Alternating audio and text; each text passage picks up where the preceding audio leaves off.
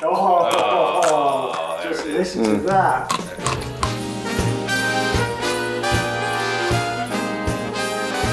Hi guys, welcome to my kitchen. Here today I've got my dad Paul Senior, and my little massive brother Morning. Harry. Hi there. Our kid we call him. We're going to make a couple of dishes that are very special to me and our family and the Christmas that we celebrate, and we're going to teach you how to make them and tell a few stories along the way, so come on in. Let's have a look-see. Oh yeah, listen to that, beautiful. It's good. You need to rest the meat, super important that once we take it out of the oven, it's hot, it's been in there for about 2 hours now, that you need to give it at least, for this size, I would say half an hour to 40 minutes just to rest, let all the muscle fibres relax. So the first thing we're going to make is a roast pork sandwich, right? So we've got a loin of pork here. Cook it for 1 hour upside down in water, right? So the skin has been scored. It goes upside down in the water, about 150, 160 in the oven for about 1 hour. And what that does is softens the skin.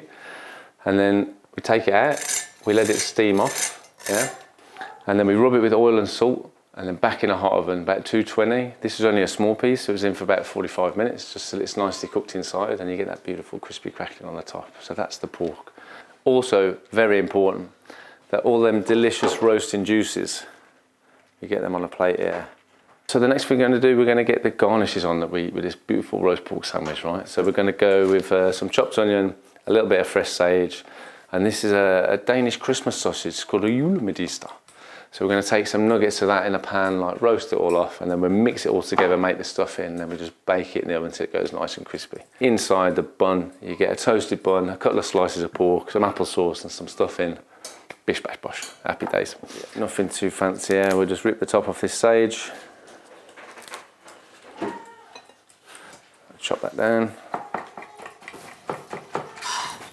So see, these are just starting to caramelise up nicely now. You just want to get a little bit of colour on them. And then we get our hot liquid in here, straight in the bowl. Bush. And then we'll come in with the sausage meat.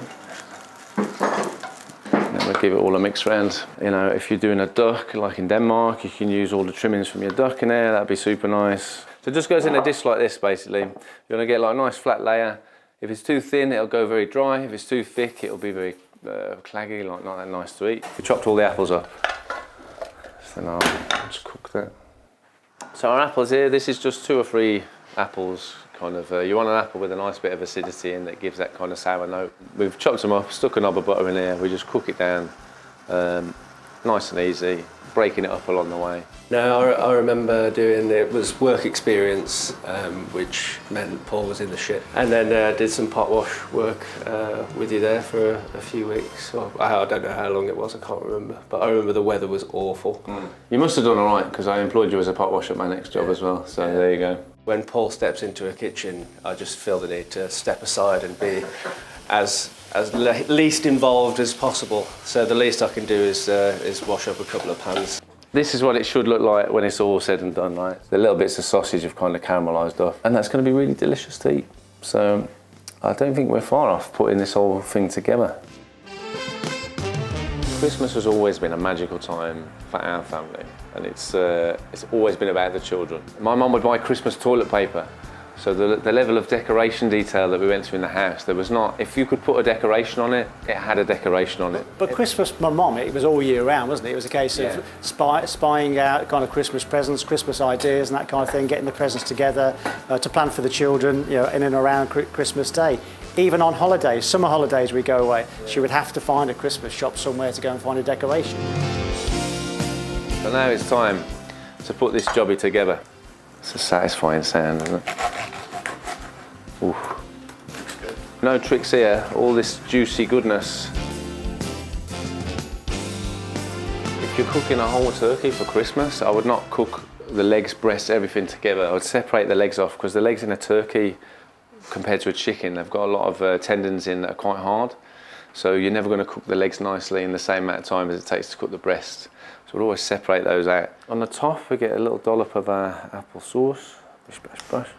A little bit of stuff in there as well. Lovely jubbly.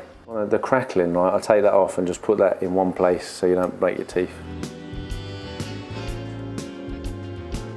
So at the restaurant we serve what we call dripping or stajsnesk, which is all the roasting juices that come off the meat. So you can really see it on the plate here. It has these beautiful brown caramelised notes to it. lots and lots of flavour. Right. Just pretend it's your first Big Mac or something. That right there is some good festive shit. And this is great, but for me, I personally don't like applesauce.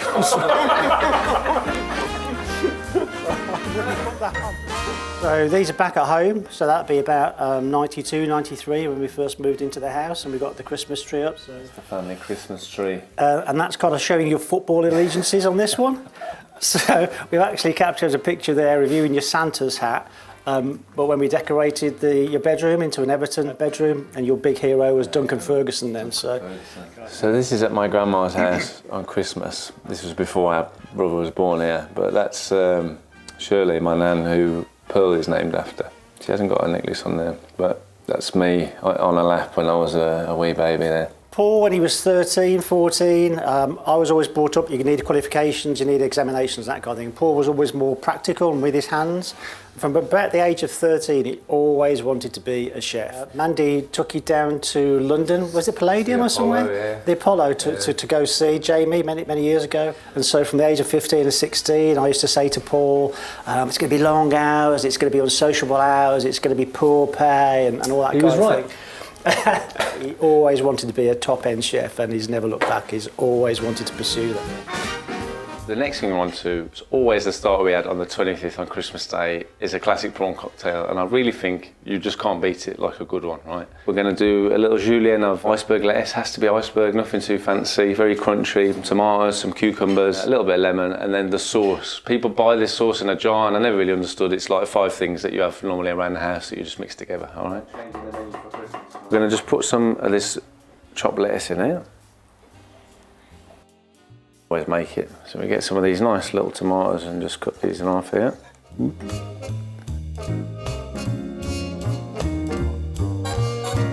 So we just cut a bit of lemon here, take the seeds out. Little nick there. Oh, look at that. Posh that, isn't it? We've got these prawns. These are just peeled. Put a little bit of those in there. Now, the sauce. I'm a Hellman's guy. If you like a different kind of mayonnaise, we can't be friends, okay? But we get a good squeeze of ketchup in there. Sweet smoked paprika. You get 2 kinds. You get the spicy one and the sweet one. A couple of spoons of this sauce over the top. And a little bit of smoked paprika just to finish that off. Yeah, that's good. That's your prawn cocktail. So for me, because it's fish, I'd always squeeze my lemon over. You've got to try it. It's just a winner. It's been around for 60 years for a reason. Yeah. So good. Well, thank you very much for tuning in and following along in the Christmas traditions of our family, the Proffitt family. Give them both a bash if you can, because absolute banger recipes, delicious, crowd pleasers, winners. And I just want to wish you, from our family, from the Proffitts, 2 generations, a very Merry Christmas.